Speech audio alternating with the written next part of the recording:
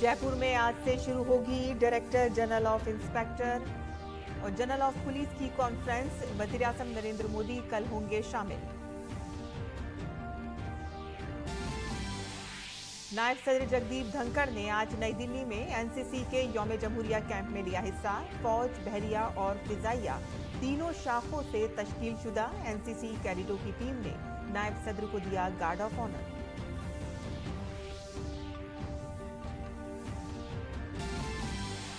BJP सदर JP Nadda Himachal दौरे पर। सोलन में रोड शो में उमड़ा अवामी सैलाब। खैर मकदमी तकरीब में कांग्रेस पर साधा निशाना, कहा कि सिख दंगे करवाने वाली पार्टी भारत जोड़ो यात्रा की करती है बात। दिल्ली में हुई मरकजी काबीना की मीटिंग। मुतादिद अहम तजावीज को मिली मंजूरी। अर्जियाती साइंस की वजारत के अहम मंसूबे। पृथ्वी विज्ञान को मिली मंजूरी। अयोध्या हवाई अड्डे का नाम महर्षि वाल्मीकि एयरपोर्ट होगा। मगरबी बंगाल में फिर उड़ी कानून की धज्जियां। ईडी की टीम पर हमला। बीजेपी के रियासती सदर ने मामले की एनआईए जांच का किया मुतालबा। वज़ीर दाखिला को लिखा खत।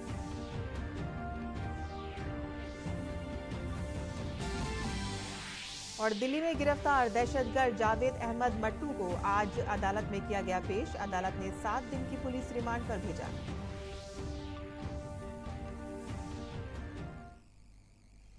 आदाब नाज़रीन, खबरनामे में आपका इस्तकबाल है। मैं हूं साइमा खान। अब खबरें तफसील से।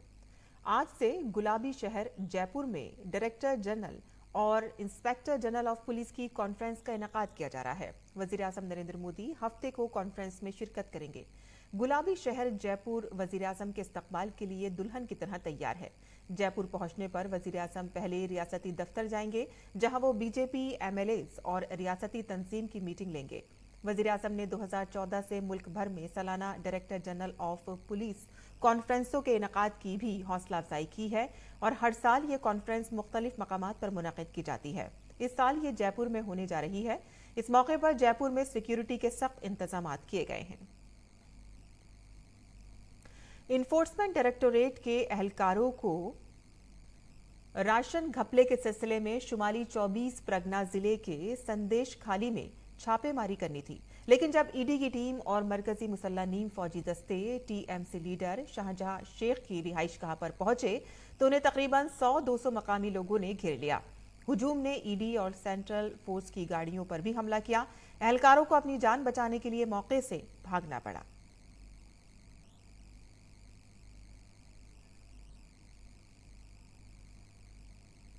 और जख्मी ईडी अफसरान को पहले सॉल्ट लेक में वाक़े ईडी के दफ्तर और वहां से सॉल्ट लेक से एक नर्सिंग होम में ले जाया गया। काबिल जिक्र है कि ईडी राशन घपले के सिलसिले में मगरबी बंगाल में कई मकामात पर छापेमारी कर रही है। आगे बढ़ते हैं, जहां मगरबी बंगाल के गवर्नर ने ईडी पर हमले की मजम्मत की है। उन्होंने कहा है कि अगर कोई हुकूमत अपना बुनियादी फर्ज अदा करने में नाकाम रहती है तो भारत का आइन अपना रास्ता इख्तियार करेगा। The ghastly incident reported from Sandeshkhadi in North 24 Parganas district is alarming, is deplorable, to say the least. It is the bounden duty of a civilized government to stop barbarism and vandalism in a democracy. मगरबी Bengal BJP के सरबराह सुकांत मजुमदार ने NIA से ED team पर हमले की तहकीकात का मुतालबा किया है। सुकांत मजुमदार ने इस सिलसिले में वजीर दाखिला अमित शाह को खत लिखा है। उन्होंने सोशल मीडिया एक्स पर जानकारी देते हुए लिखा, चूंकि मगरबी बंगाल में नज़्म नस्क की सूरत हाल खस्ता हो गई है, ईडी अफसरान पर जानलेवा हमले के बाद मैंने वजीर दाखिला को खत लिखा है कि मगरबी बंगाल के लोगों की हिफाजत यकीनी बनाने के लिए मामले की एनआईए जांच शुरू करे। और वज़ीर-ए-आज़म नरेंद्र मोदी ने जापान में तबाहकुन ज़लज़ला और वहां चलाए जा रहे राहत और बचाव कामों के दरमियान जापान के वज़ीर-ए-आज़म फोमियो किशीदा को खत लिखकर ताज़ियत का इजहार किया है। ज़राए के मुताबिक वज़ीर-ए-आज़म ने अपने खत में ज़लज़ले में जान की बाजी हारने वालों के सुगवार खानदानों से दिली ताज़ियत का इजहार किया और आफत की इस घड़ी में जापान के अवाम के साथ यकजहती का इजहार किया। जापान में 4 जनवरी को आने वाले तबाहकुन ज़लज़ले में 80 से ज़ायद अफराद हलाक हो चुके हैं। वज़ीर-ए-आज़म किशीदा के नाम अपने खत में वज़ीर-ए-आज़म ने लिखा कि भारत जापान और आफत से मुतासरा लोगों के साथ यकजहती में खड़ा है।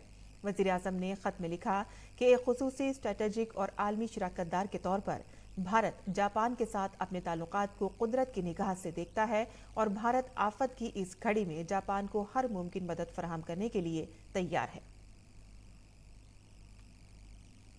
दिल्ली में मरकजी काबीना की मीटिंग हुई जिसमें कई अहम तजावीज़ को मंजूरी दी गई है।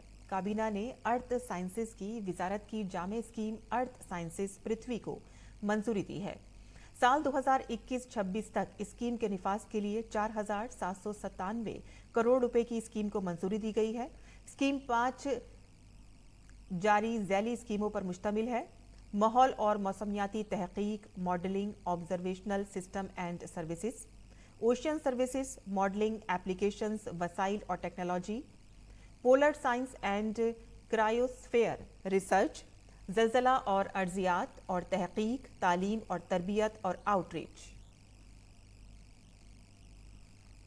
जामे अर्थ प्लान के बड़े मकासद ये हैं। आपको बता दें कि ज़मीनी निज़ाम और तब्दीली के अहम इशारों को रिकॉर्ड करने के लिए माहौल, समुद्र, जोग्राफिया, क्रायोस्फेयर और ठोस ज़मीन के तवील मुद्दती मुशाहिद को बढ़ाना और देखभाल करना, मौसम, समुद्र और आबो हवा के खतरात को समझने और पेशन गोई करने और मौसमियाती तब्दीली की साइंस को समझने के लिए मॉडलिंग सिस्टम की तरक्की, नए मज़ाहिर और वसाइल की दरियाफ्त के लिए ज़मीन के कुतबी और बुलंद समुद्री इलाकों की तलाश, समाजी एप्लीकेशंस के लिए समुद्री वसाइल की तलाश और पायदार इस्तेसाल के लिए टेक्नोलॉजी की तरक्की, अर्थ सिस्टम साइंस के इल्म और बसीरत का समाजी, माहौलियाती और इक़्तिसादी फ़ायदे के लिए खिदमात में तर्जुमा।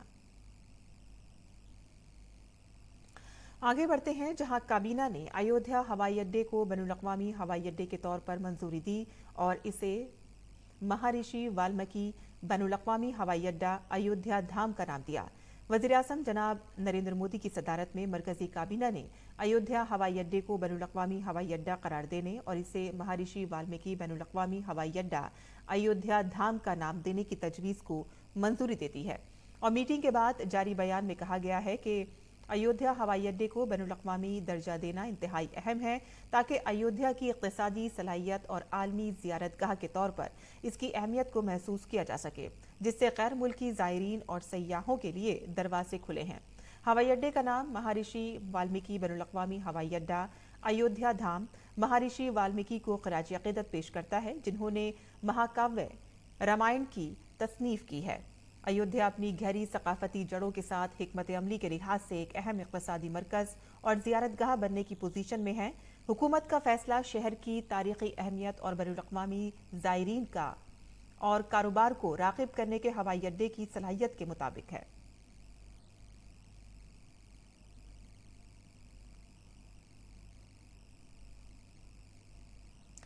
नायब सदर जगदीप धनखड़ ने आज नई दिल्ली में एनसीसी के यौम जमहूरिया कैंप में हिस्सा लिया। इस मौके पर फौज, बहरिया और फिजाइया के तीनों शाखों से तैयार करदा एनसीसी कैडेट्स के दस्ते ने नायब सदर जमहूरिया को गार्ड ऑफ ऑनर पेश किया।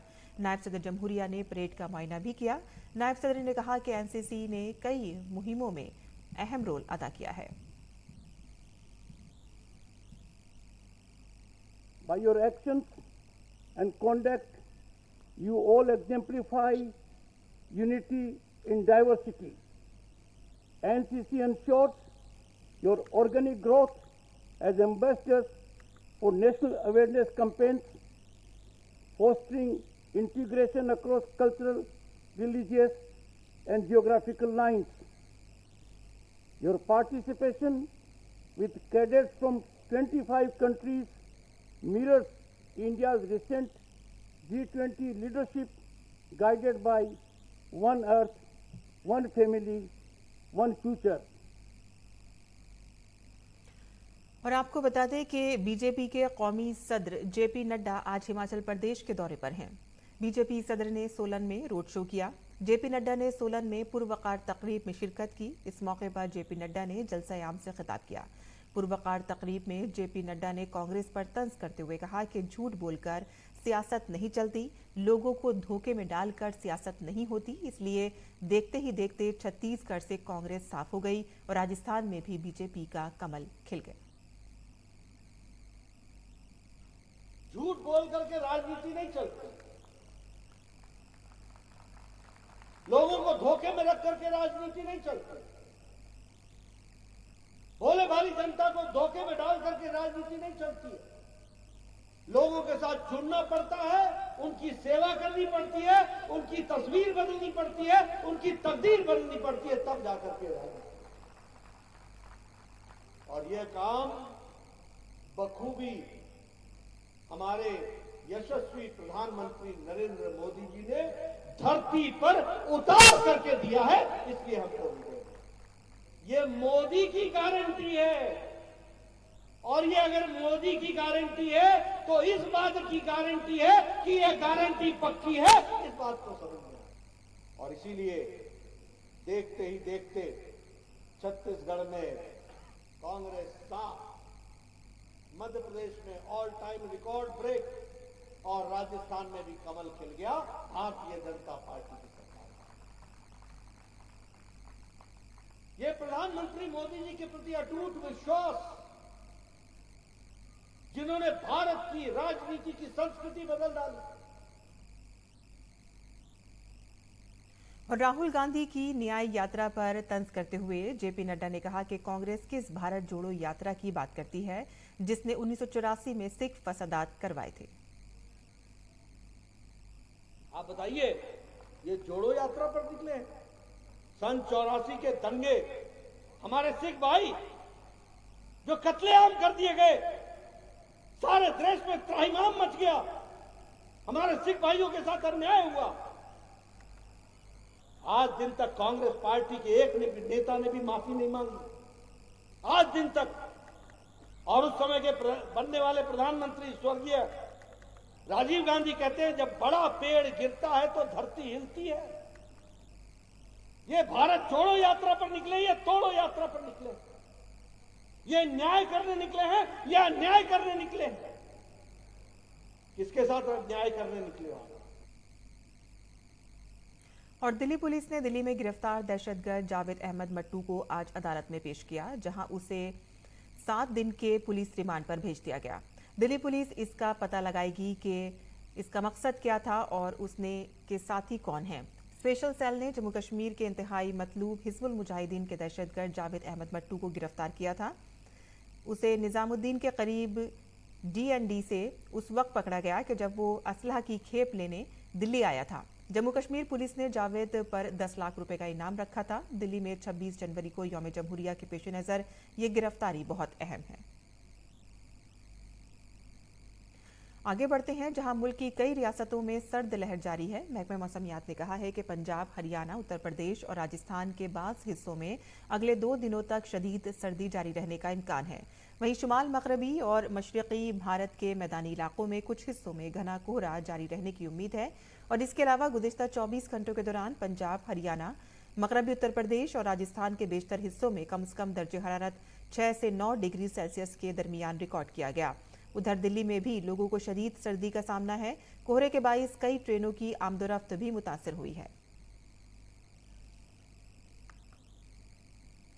और श्रीनगर में सर्द लहर जारी है। सर्द लहर के बाइस दर्जे हरारत में कमी रिकॉर्ड की गई है। दर्जे हरारत 0.3 डिग्री सेंटीग्रेड तक पहुंच गया है और चारों तरफ बर्फ ही बर्फ है।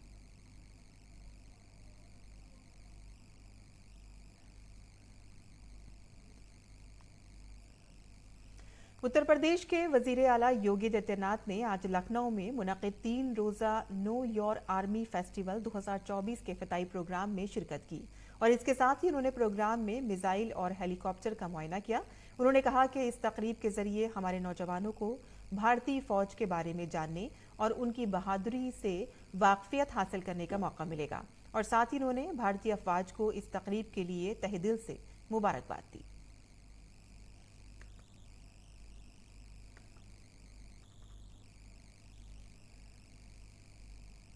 विकसित भारत संकल्प यात्रा बिहार के मुख्तलिफ हिस्सों में जारी है। अब शहरी और देही इलाकों के लोग न सिर्फ सरकारी स्कीमों के बारे में जानकारी हासिल कर रहे हैं, बल्कि नए लोग भी हुकूमत की अवामी फलाही स्कीमों में शामिल हो रहे हैं। पेश है ये रिपोर्ट।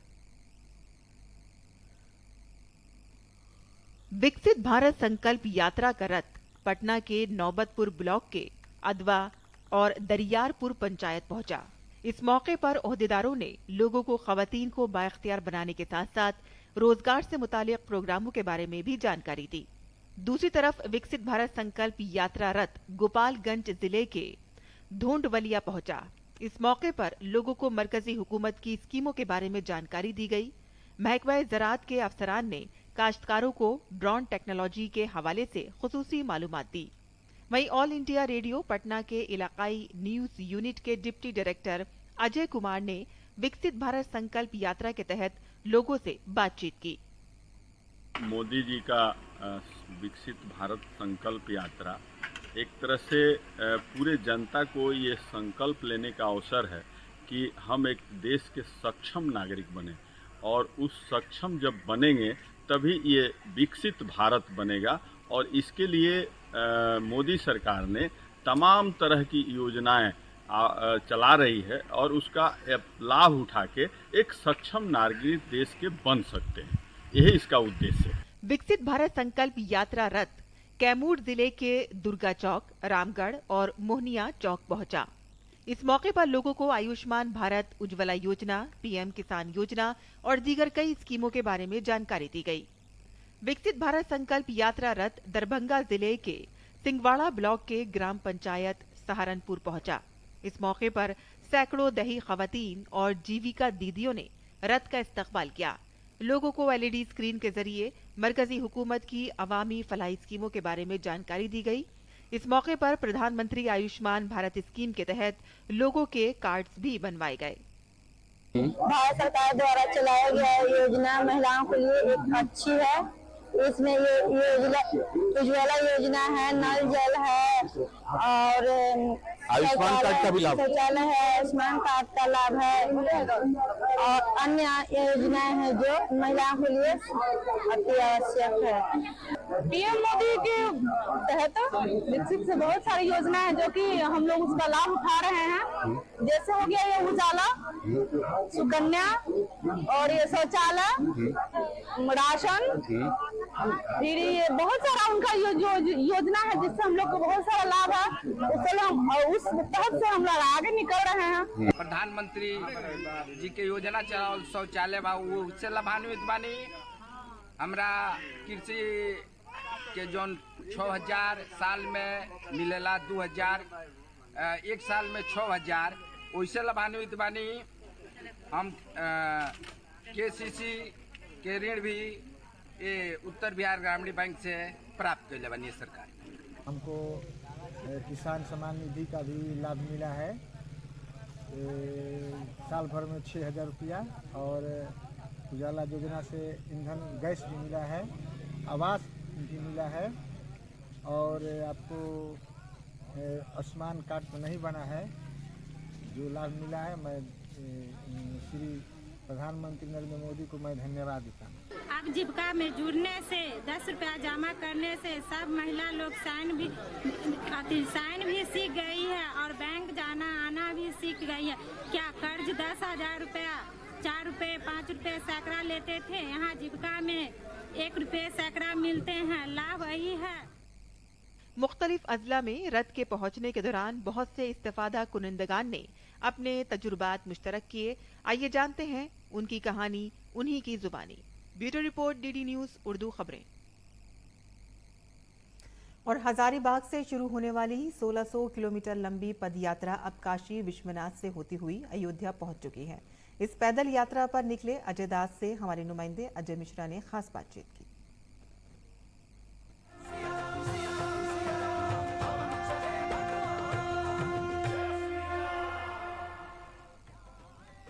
हजारीबाग झारखंड से लेकर के काशी विश्वनाथ मंदिर, अयोध्या, मथुरा, वृंदावन होते हुए इंद्रप्रस्थ दिल्ली की यात्रा।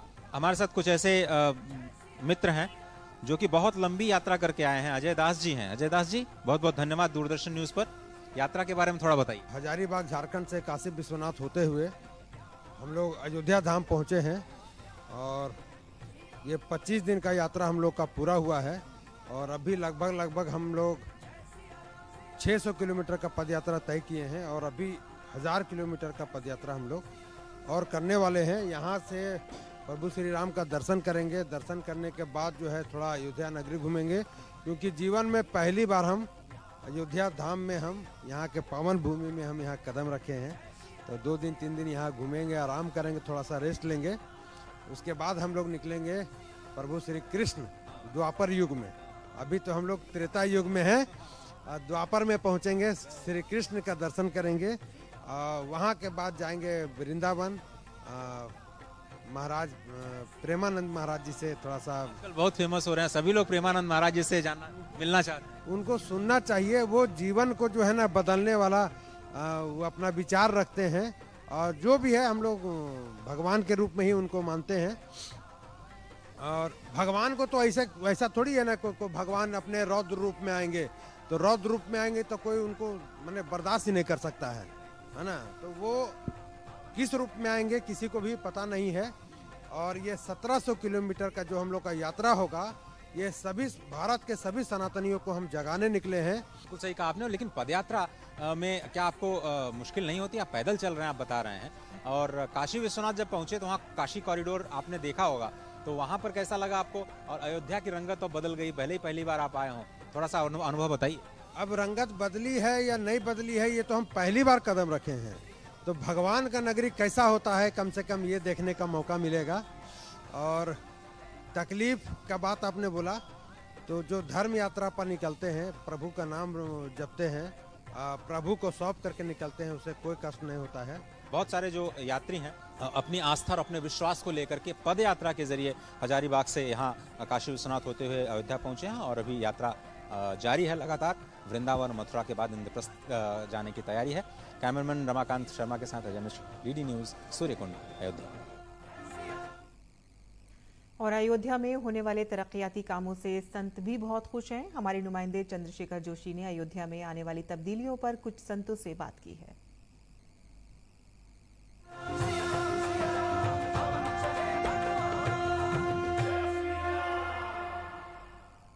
बहुत कुछ दिख रहा है महाराज जी। पहले तो कुछ नहीं, अब तो सब कुछ हो गया है। तो जैसे नई अयोध्या दिख रही है, जब से माननीय प्रधानमंत्री मोदी जी और माननीय आदरणीय मुख्यमंत्री योगी जी ने जो कार्य किया है यहाँ पर। बहु बदलाव है, जो बहु बदलाव कहाँ रहा है, बहु बदलाव हो गया। तैयारी बढ़िया चल रही है, तैयारी तो है, अगले लगवा रहे हैं, नदी का बिल्कुल पटाई दिया, अगले कुछ तैयारी तो हो सी। बिल्कुल तैयारी हो रही है, धूम धड़ाके से तैयारी हो रही है अयोध्या में तो। हाँ एकदम योगी बाबा तो एकदम पूरा सजा के रखा है अयोध्या। हाँ अब तो बहुत बढ़िया बन गया है। देखो यहाँ सब नहाने का भी सुविधा हो गया, लैट्रिन बाथरूम का सुविधा हो गया। ऐसे ही काम होता रहेगा अब।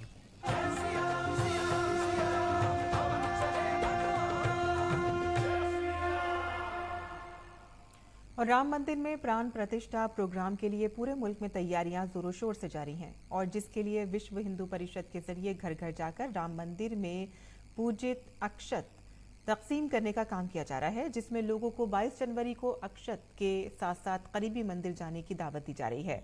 गाजियाबाद के राम मंदिर में प्राण प्रतिष्ठा प्रोग्राम को लेकर आम लोगों में खासा जोशो खरोश देखा जा रहा है। और इस मौके पर हमारे नुमाइंदे निशांत राय ने राम भक्तों से बात की।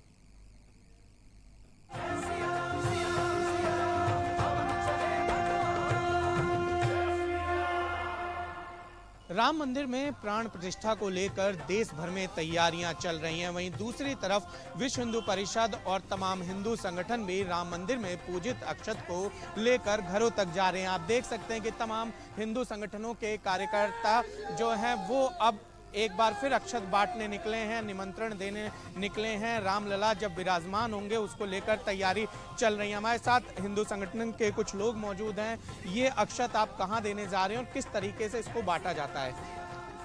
जय श्री राम।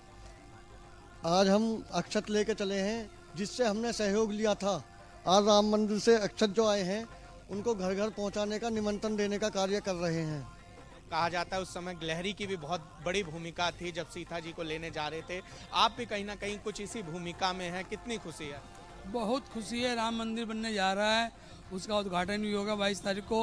हम सब बहुत खुश हैं इस प्रोग्राम में। यहाँ पे सभी नंदग्राम के मंदिरों में तैयारी की गई है। उस दिन सभी दीप जलाएंगे और उनका उद्घाटन करेंगे।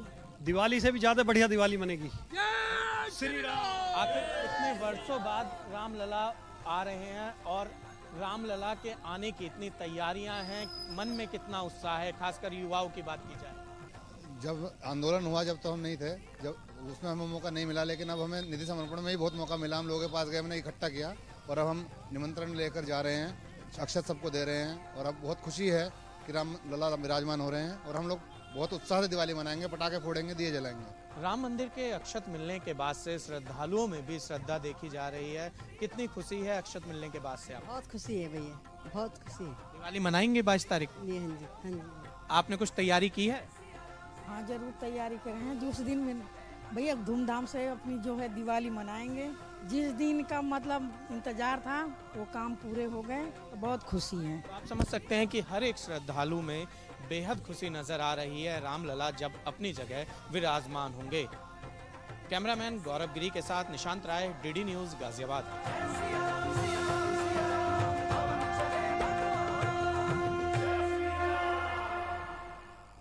और इसी के साथ ही खबरनामा खत्म पसीर होता है। हमारी पूरी टीम को दे इजाजत। आदाब।